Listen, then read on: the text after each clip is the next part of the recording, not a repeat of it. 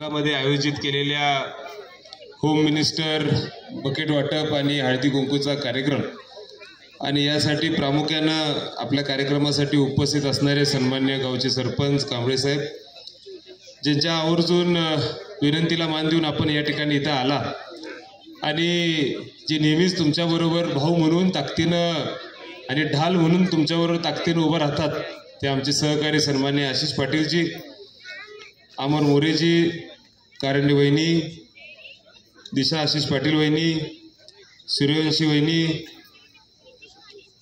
करण बिलोगडे, संदीप पाटणकर, रोहन माने, हेमंत पाटीलजी, सुदर्शन पाटील, मयूर पाटील, किशोर कुसाळेजी, जे के भाऊजी आणि ज्यांनी आता मनोगत या ठिकाणी व्यक्त केलं ते कल्पना वहिनी आणि सर्वच प्रामुख्याने उपस्थित असणारे मोठ्या संख्येने आमच्या सर्व वडील माता भगिनी, माझ्या सर्व तरुण सहकारी आणि माझे तरुण मित्र.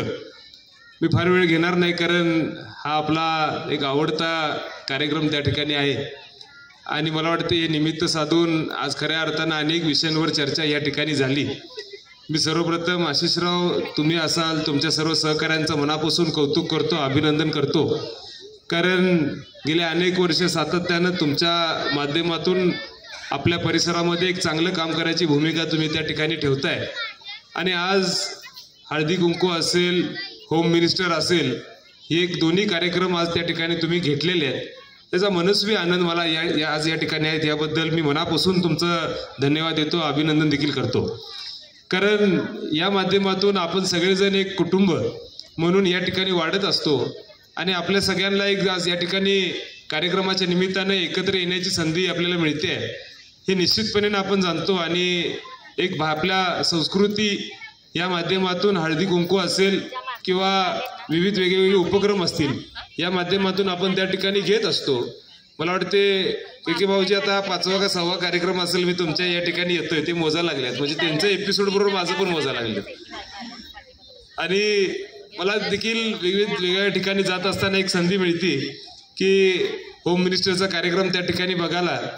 कधी कधी मला देखील त्या रिंगमध्ये बोलवतात आणि मला देखील त्या ठिकाणी सहभाग करायला लावतात आणि मला एक आवर्जून त्या ठिकाणी आवडतं कारण एक उत्सुक, एक वेगळं वातावरण आज आपल्या या कार्यक्रमाच्या निमित्तानं आम्हा सर्व मंडळींना बघायला मिळतं.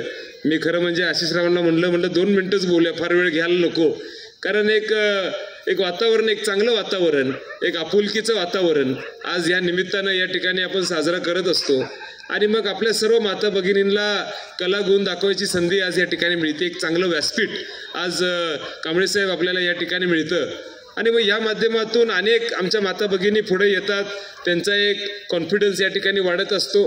खऱ्या अर्थानं तुम्ही सगळ्यांचं एक नातं, जसं कल्पना वहिनी बोलल्या की आदरणीय बंटी साहेबांच्या बरोबर नेहमी त्या ठिकाणी राहिलेलं आहे, एक वेगळं ऋणानुबंध, एक आपुलकीचं नातं, साहेबांना नेहमी तळ आता फोडावं आणि जपलेलं आहे आणि मग त्या पद्धतीनं माझ्यासारख्या तरुण कार्यकर्त्याला एक आमदार करायची ताकद आज तुम्ही सर्व मंडळीने त्या ठिकाणी ठेवली आणि मग सातत्यानं कल्पना वहिनी जरी माझ्या राजकीय आयुष्यातले 4 वर्षातले 2 वर्ष कोविडमध्ये जरी गेले असले तरी 2 वर्षामध्ये चांगलं काम करायची भूमिका आम्ही सर्व मंडळी त्या ठिकाणी ठेवतोय.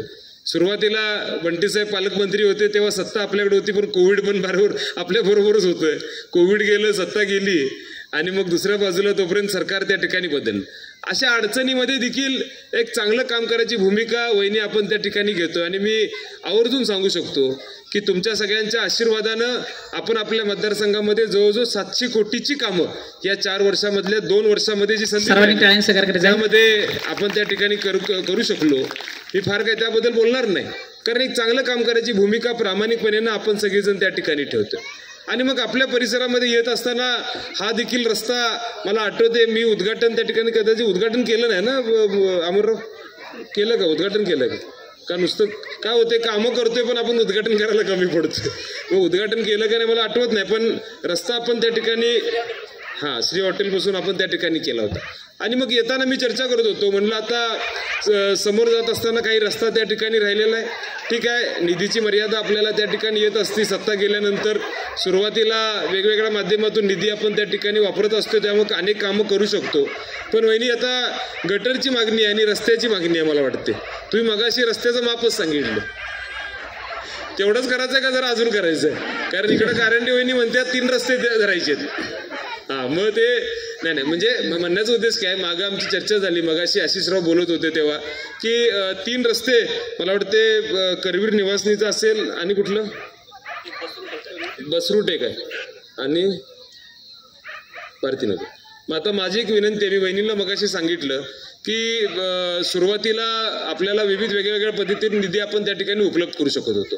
बंटीसाहेब पालकमंत्री होते, पालकमंत्रीचा निधी त्या ठिकाणी मिळत होता. आपल्याला ग्रामविकास खातं, मुश्रीफ साहेब त्यावेळी ग्रामविकास खातं त्यांच्याकडे होतं, तेव्हा त्यांच्याकडनं आपण घेत होतो. आणि मग आता या सगळ्या गोष्टीला थोड्या मर्यादा आल्यात. त्यामुळं अमरराव, आता माझी विनंती आहे की प्रायोरिटीवर मला जर 1-2 रस्ते तुम्ही सांगितले सुरुवातीला, तर लगेच ताबडतोब या महिना 1.5 महिन्यामध्ये आपण ते रस्ते घेऊ. नाही कुठला करायचा? आता 3 रस्ते सांगितलेत मला, पण 3